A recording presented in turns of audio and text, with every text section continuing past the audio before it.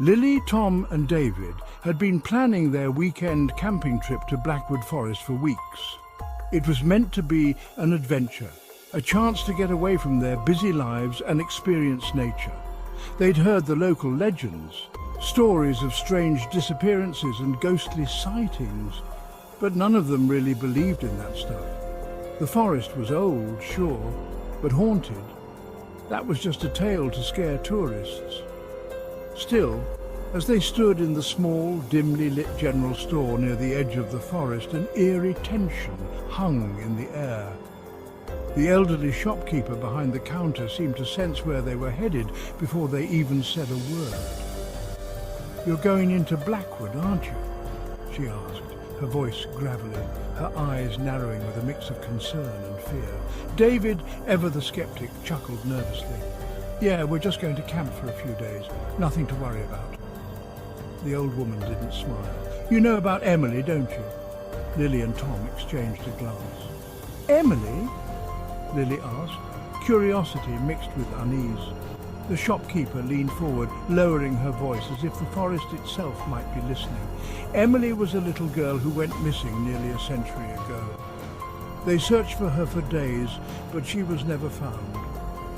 Now some people say they still see her, wandering the forest in her white dress, waiting. They say she'll lead you deeper into the woods until you're lost. And if you follow her, you'll never come out." Tom snorted, trying to break the tension. Ghost stories. Just what we need to spice up the trip. But the shopkeeper's eyes were dead serious. "Believe me or not, but keep your distance if you see her. Once you follow her, it's too late." As they left the store, the wind seemed to pick up, rustling the trees ominously. Lily couldn't shake the chill that crept down her spine, but David shrugged it off. "Just a story," he said confidently. "Nothing we need to worry about." The first few hours of the hike were peaceful. The sun filtered through the dense canopy, casting dappled light across the path. Birds chirped in the trees, and the occasional rustle of leaves suggested small animals darting through the underbrush.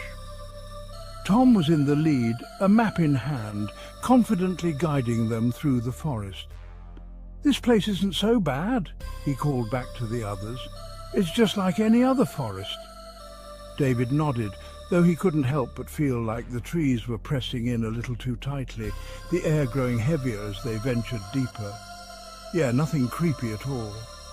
Lily was quiet, her gaze flicking to the shadows between the trees.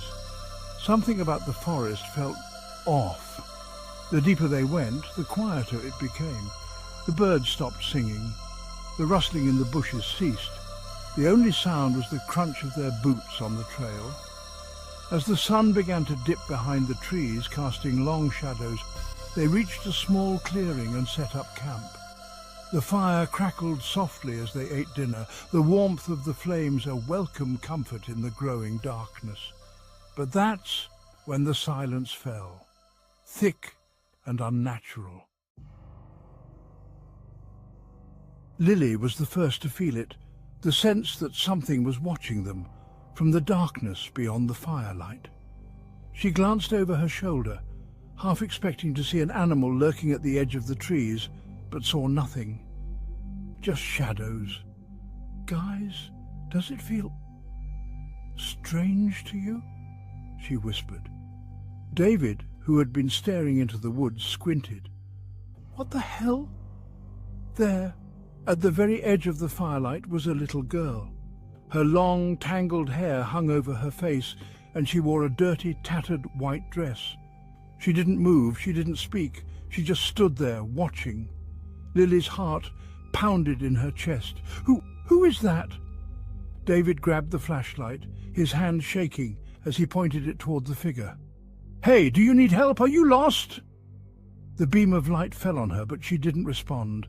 Her eyes, dark, hollow and empty, locked on David. The silence was deafening. Then, in a blink, she was gone, swallowed by the shadows.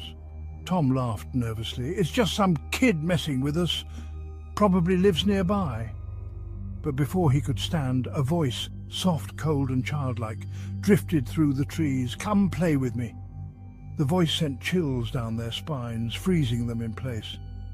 They knew then this wasn't a lost child. This was something else, something wrong, something waiting for them.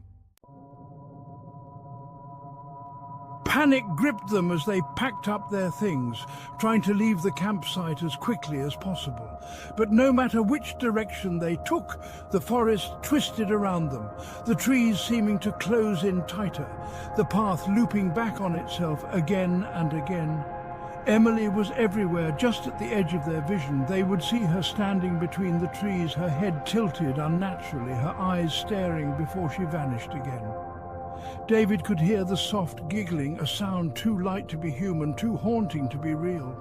"We have to keep moving," he urged, though his voice trembled with fear. Lily was crying now, her breath ragged. "She's following us, we can't get out." Tom's voice cracked as he cursed under his breath. "This is impossible. We've been going in circles."